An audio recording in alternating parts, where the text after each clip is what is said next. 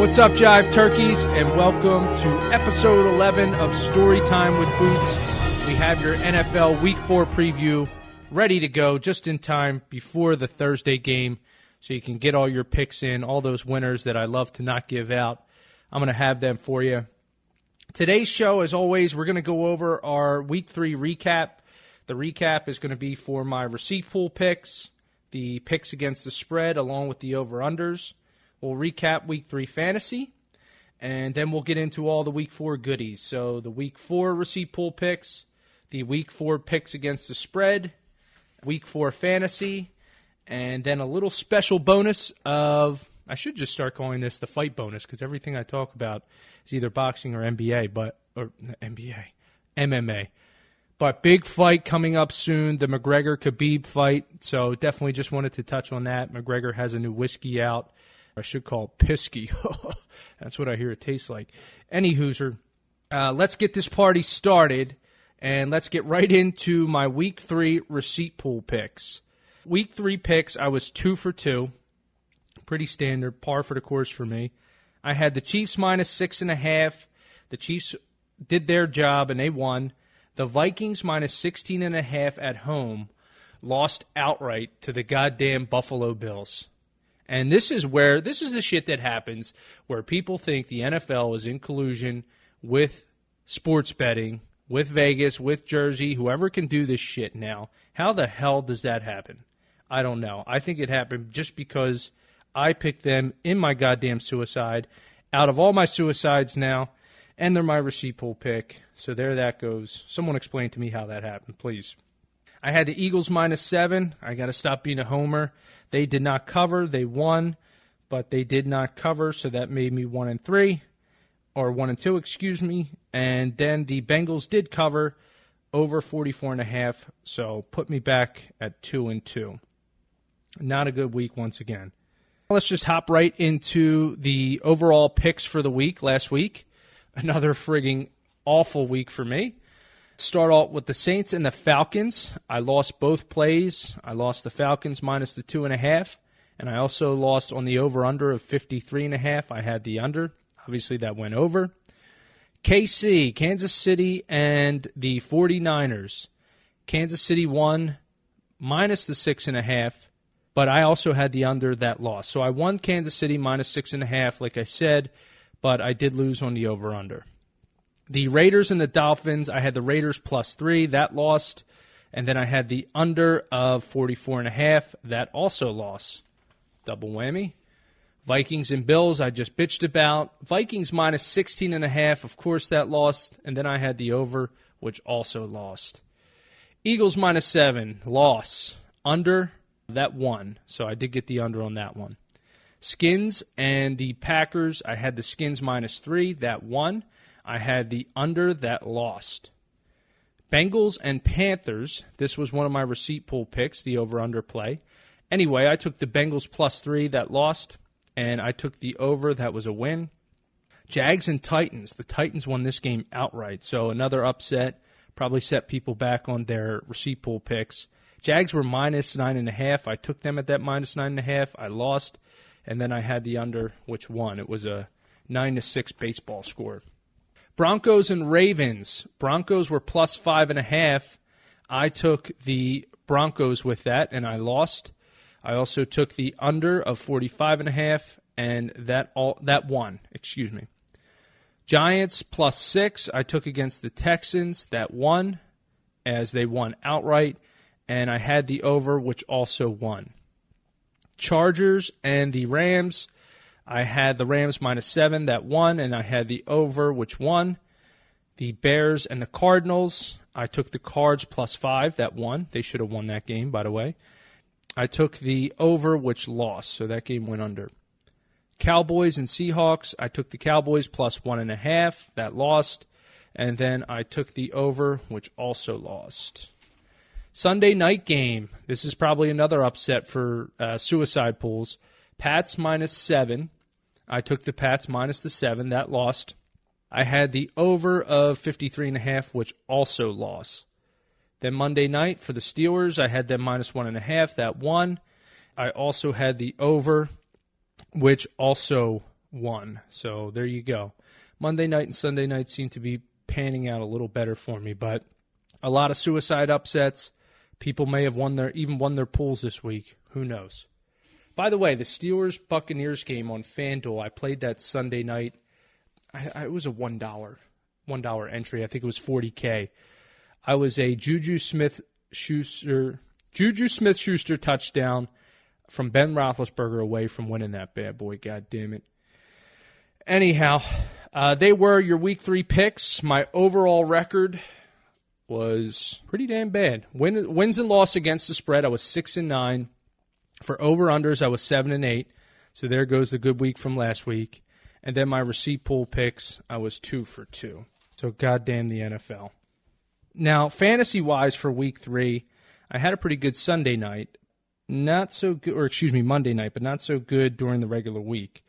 My highlights for quarterback were Mahomes, Cousins, Watson, and Wentz. Only 2 of which did well, Mahomes and Watson. Mahomes is kind of automatic now, so I can't really take credit for that. Watson did okay, but Wentz, I thought he might be a sneaky play. Turned out he still needs a little help, and Cousins just absolutely fell apart, so nobody's seen that coming against the Bills. Running backs, I had Gurley, Latavius Murray, and Breida.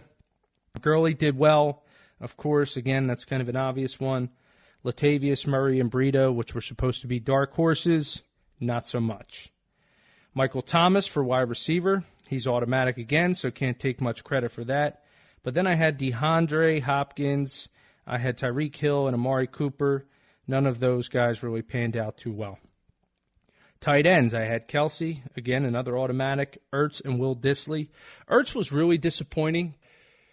He was outshined a little bit by rookie tight end Dallas Goedert, and I was waiting for this to happen. I drafted Goddard in my fantasy draft. So far, it hasn't panned out. Last week was a big week. Maybe it just took some Wentz. But that, unfortunately, took away from Zach Ertz for me.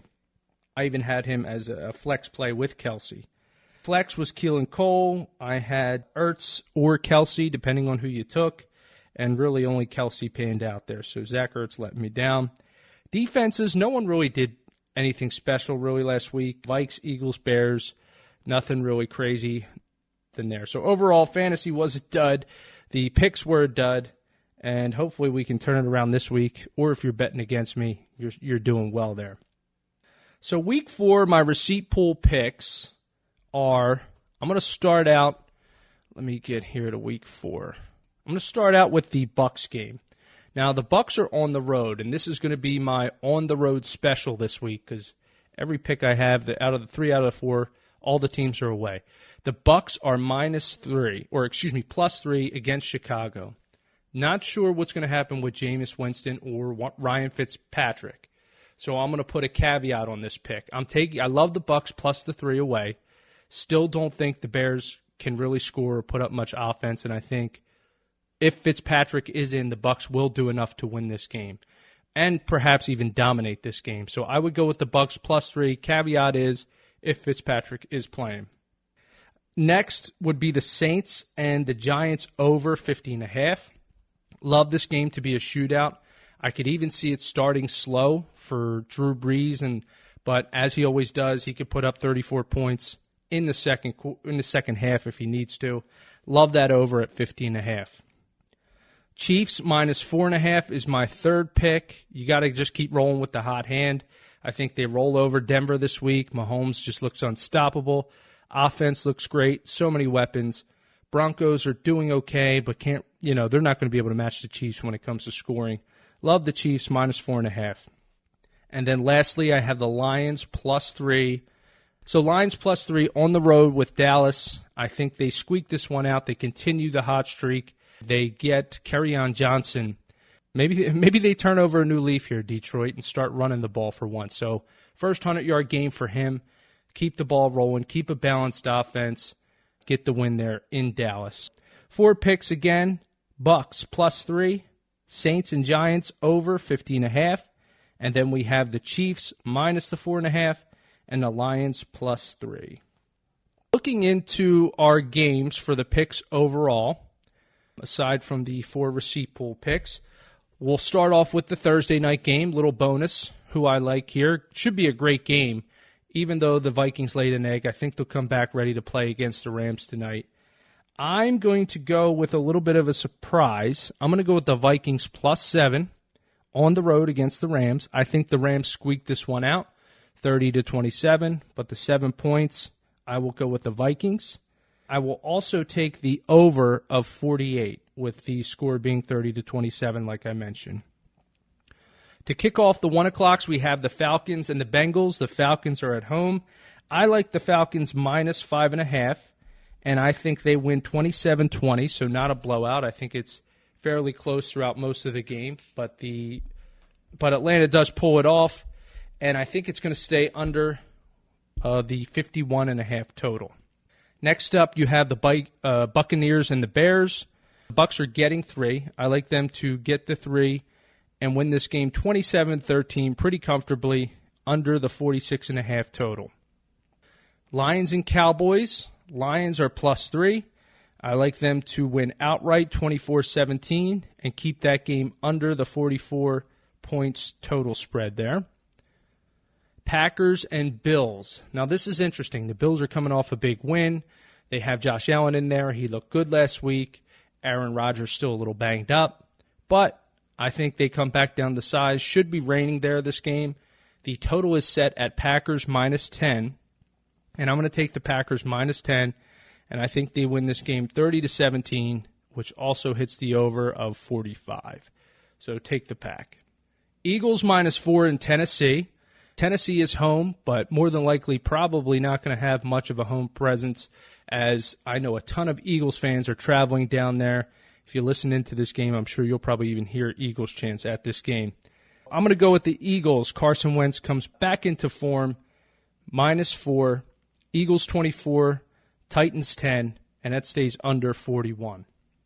Texans and Colts are next. I like the Texans +1 point to win on the road. I think they get their first win. Deshaun Watson, he finds Will Fuller for a couple touchdowns, maybe DeAndre Hopkins. The Texans win 27-17, under that 47.5 point total. Dolphins and Patriots. So here is my upset play of the week. This should be a great game for the Patriots to bounce back. However, I was listening to, I forget who it was in particular, and it made a lot of sense watching the last game. The Patriots just look slow. Offensively, defensively, they look really slow. They're stuck in the mud there. Not sure what they're going to do. The receivers couldn't get open, a couple of coverage sacks. I like the Dolphins to win on the road in New England. This almost never happens. Divisional game, I'm going to go with the Dolphins +6.5, and I think they win this one 23-20, staying under 48.5 points. Jets and Jags are up next. Jags are -7.5. I like the Jets +7.5. I think they're a little bit of a sneaky team. They keep games closer. They have some good little wide receivers there with Enowa. Robbie Anderson has not really gotten it going. I like the two backs. They're playing well. I think they keep it fairly close, but the Jags win 24-20, and that would be over 38.5. Take the Jets.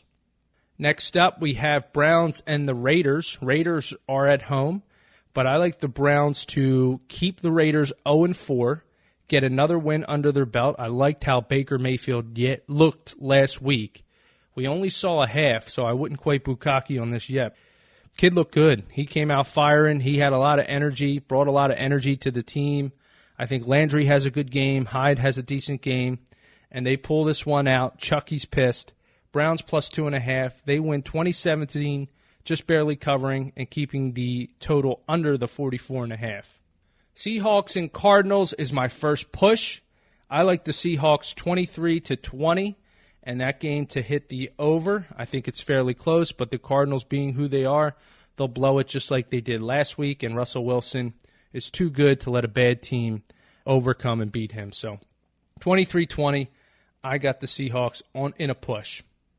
Saints and Giants are next. I like the Saints. I could see the Giants leading for most of this game, and this being more of a shootout. But I think Drew Brees doing what he does, he comes back and takes this game in a shootout. Saints -3.5. I have them winning 37-30, and that total going over the 50.5 points. Chargers are up next, as I talked about them earlier. Chargers minus 10. I like that against the 49ers with no Garoppolo. I think teams are going to stack the box. Breida's not going to do as well as he didn't last week. I like the Chargers minus 10 to win 30-10 and stay under the total of 46.5. Our Sunday night game should be a good one. Ravens and Steelers, divisional matchup. Steelers got going last week. They looked like what they should look like at this point, obviously without Le'Veon Bell and Ben Roethlisberger. But James Conner playing great still. Still playing well, filling in. Juju Smith-Schuster is outscoring Antonio Brown. So you really can't ask for more in terms of weapons that the Steelers have. And I like them at home against a divisional opponent. I do think it's close. I'm going to say it's a push. The Steelers are given 3, and they win 33-30 against the Ravens, and that game goes over the 50.5 total. Monday night, we have Kansas City, and they're playing the Broncos. This was one of my receipt pool picks. Kansas City minus 4.5. They whoop some arse, 30-17, and keep the total under the 55. So go with the Chiefs.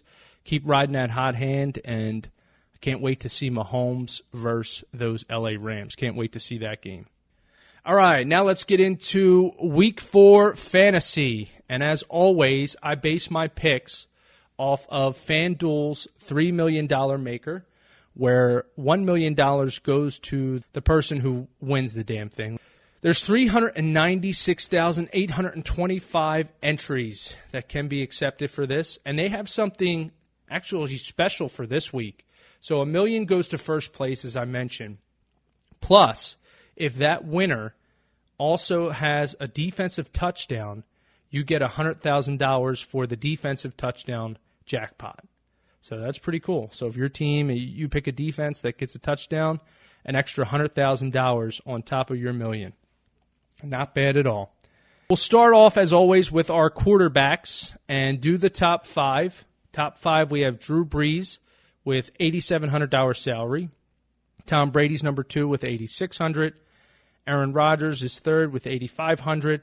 Matt Ryan is 4, $8,100. Phillip Rivers rounds out the top 5 at $7,800. Like 2 quarterbacks in the top 5, I like Brees at $8,700, as well as Aaron Rodgers to put a whooping down on the Buffalo Bills at $8,500. So take those guys. I also like Fitzmagic if he plays, $7,400. I think he lights up the Bills again. And my sleeper this week is going to be Eli Manning. I mentioned I think this game's going to be a shootout. They're definitely going to have to pass.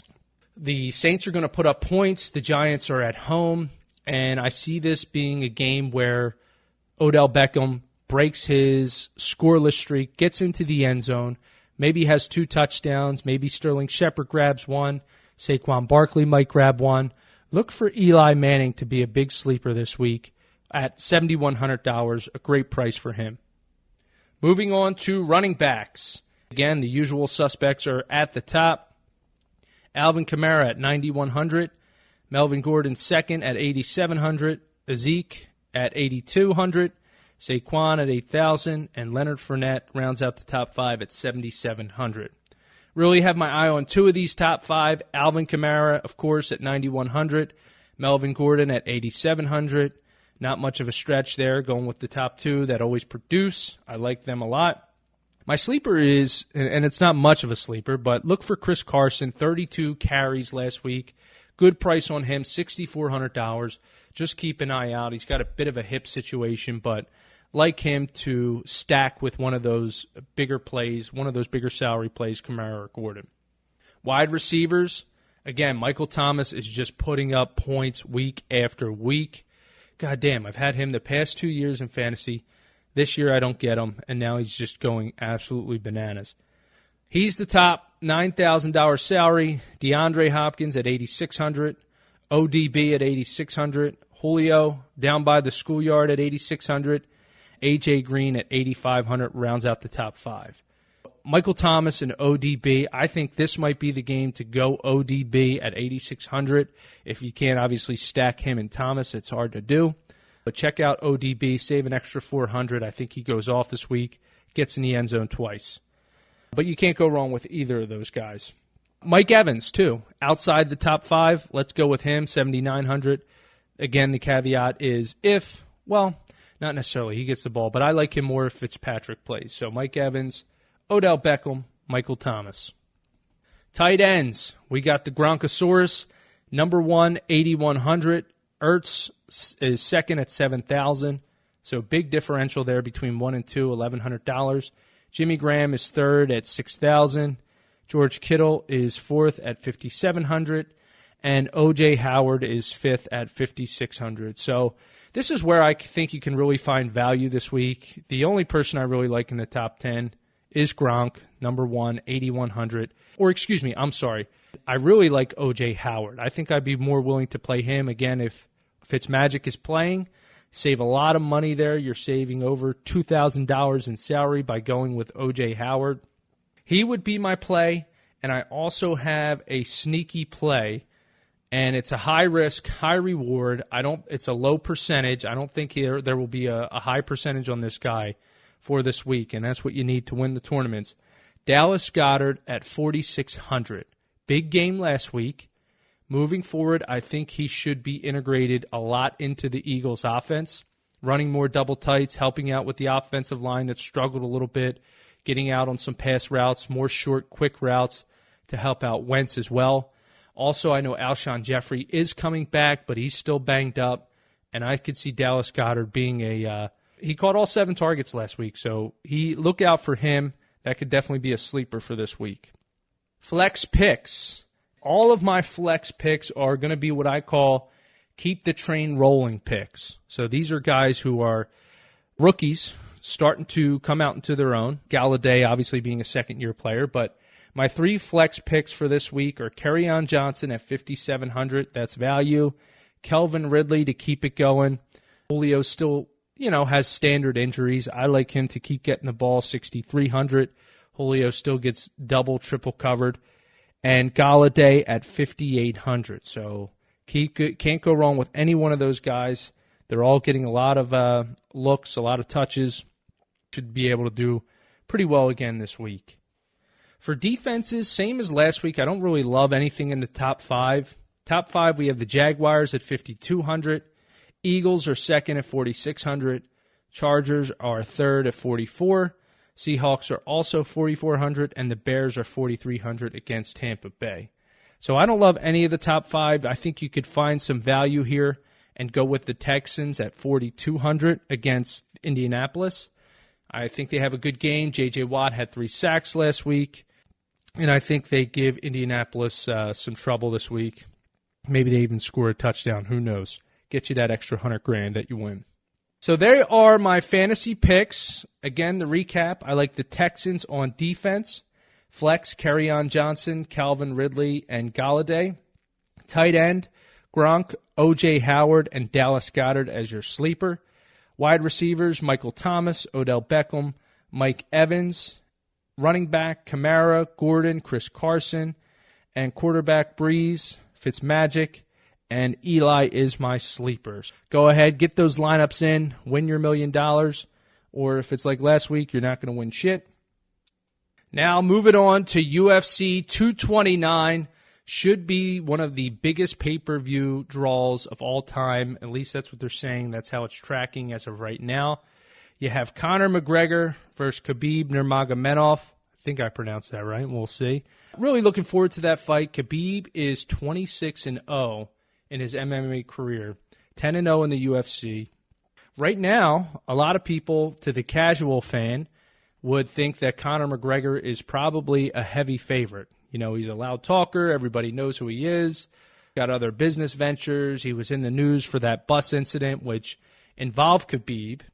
What actually happened there was, long story short, Khabib and his team and his training camp, there was a argument that ensued with one of members of Conor's training camp. Conor didn't take that too well, flew all the way from Ireland, literally got about 30 of his friends on a plane, flew from Ireland, knew where Khabib and the fighters were going to be. They were on the bus. Now, he wasn't actually even given access to the facility. I forget where it was. It might have been Madison Square Garden. I'm not sure. but he had people from his Mac Life production team who were shooting a documentary and were at that event let him in a side door with all his friends. Basically what they did was they went and they attacked the bus. This bus was filled with all different fighters. Conor threw a dolly through one of the windows. Glass busted, cut some fighters up. Pretty bad, actually. One of them was a female fighter. One of them was Michael Chiesa, who's now suing Conor McGregor. He went through all the legal battles. And this is all now going to come to a head when they fight at UFC 229. So a lot of hype around this fight. It's interesting. I don't know if anybody's watched the press conferences. If you're watching body language and just looking at reactions, something doesn't seem right. It almost reminds me of when Ronda Rousey was trying to intimidate Holly Holm, and it just wasn't working. And when they were standing face to face, Ronda, she was at a loss for words. And she's not as good of a talker as some like Conor McGregor is, obviously. That's one thing about Conor. He can promote a fight. Everybody loves the crazy shit that he says. So Ronda by no means is anywhere near Conor from that standpoint. There absolutely was some awkwardness in ways that he was challenging Khabib or coming at Khabib, and Khabib's calm nature just seemed unsettling for Conor. You know, he looked a little uneasy if you're watching body language and just some of the things he said. It just wasn't typical Conor, you know, where he can get a rise out of people and it's interesting and then he comes off the top with something. Khabib wasn't really feeding into that, and Conor didn't really have much of the standard humor that he comes up with to come back with, and it just looked a little bit awkward for anybody that saw it. So watch that again if you haven't. He also just came out with a new bottle of whiskey called Proper 12. And I don't know if there are any whiskey fans out there. I love me some good whiskey. Not the biggest fan of Irish whiskey. I'm more of a Scotch whiskey guy. You know, I do like whiskey. I do like bourbon. From what I'm reading, his whiskey is absolute dump. He partnered with Bushmills, one of the guys who I think was originally with the beer in Ireland there, Guinness. So he's now, the guy that was now with Guinness is with Bushmills. Supposedly they tried 100 different batches in this short period of time since he started this venture to come with the Proper 12, which Proper 12 I think has to do with where he's from in Ireland is why that's named Proper 12. 100 different batches. From what I understand, it's got a lot of vanilla notes and not so great. But I'll give you a little bit of a review from the Business Insider. The gentleman's name was Alan Dawson. A bunch of people were basically giving their review, some whiskey enthusiasts. What they had to say wasn't too good, so let me see. So Guru Oscar Williams said, it smelled like ethanol and tasted only marginally better. A small initial sip was deceptively okay, but subsequent snifters were like vanilla flavoring trying to cover up rubbing alcohol. And then other guys had a lot of the same sentiments. So Will Martin said, it tasted like bad whiskey watered down with cheap vanilla extract. I'm happy to be quoted on that. Not so high praise. So basically what McGregor is doing, he partnered, it's Bushmill, but the problem is, you know, anybody who likes whiskey or likes scotch or likes bourbon, your better whiskey, scotches, bourbon are aged longer, 10, 12, 18, 20 years. Bushmills typically ages their whiskey around 5 years or more.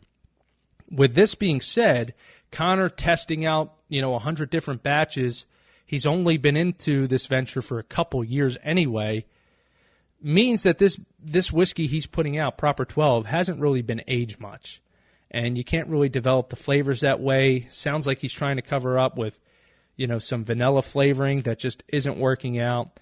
Long story short, for a guy who, promotes himself as someone who likes the finer things in life, wears the nicer clothes, Versace, drives the nicer cars, I thought that he might be pairing up with a more prestigious whiskey manufacturer, someone like a Middleton's or a Redbreast, and putting out a whiskey that way. I was curious to see how that was going to pan out. Paired up with Bushmills, basically putting out cheap swill, really just a marketing thing, cash grab in my opinion. I thought he was going to possibly put out a quality product or partner with a quality distiller there, but doesn't look like that's the case. The only thing he did do, which I think is smart and a lot of companies are doing now, is he is going to donate a portion of the profits to first responders wherever the cases are sold, whether that's the U.S., Ireland, you name it. So that's good. That's always a good thing. It's always a good marketing ploy, and you'll have people that instead of picking up their bottle of Jameson, now they'll get themselves proper 12, just not what the whiskey enthusiasts are going to drink. That's my spiel. I think Khabib and McGregor, I think it's going to be a great fight. I think Khabib puts McGregor in his place. This fight will not last past round 3. If Conor wins, it's going to be in the first 2 rounds. He's going to knock out Khabib. In my opinion, that's the only way he wins. He is not going to win a decision. He has to knock him out in the first 2 rounds, which can happen. Conor can catch anybody. I think Khabib will be smart. I think Conor will be a little shaky on his first fight back. I think Khabib will ground and pound him either in round 2 or 3. I'm going to make a bold prediction and say he gets him in round 2.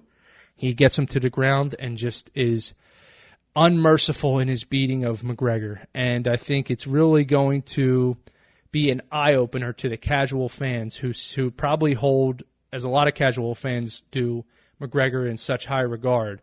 I think they're going to be unpleasantly surprised when they see what Khabib is able to do to him and then what Conor really is as a all-around mixed martial artist. So can't wait to see that fight. Let me know what you think. Again, as always, be sure to check me out on social media. Storytime with Boots, that's for Facebook as well as Instagram. And Twitter is StorytimeWBoots. Also, keep a lookout. I will have some new episodes coming out. I've been doing a lot of NFL stuff. We'll have some phone calls with Pop and then a special guest coming up soon. So keep on the lookout for that. All righty then. See you, turkeys.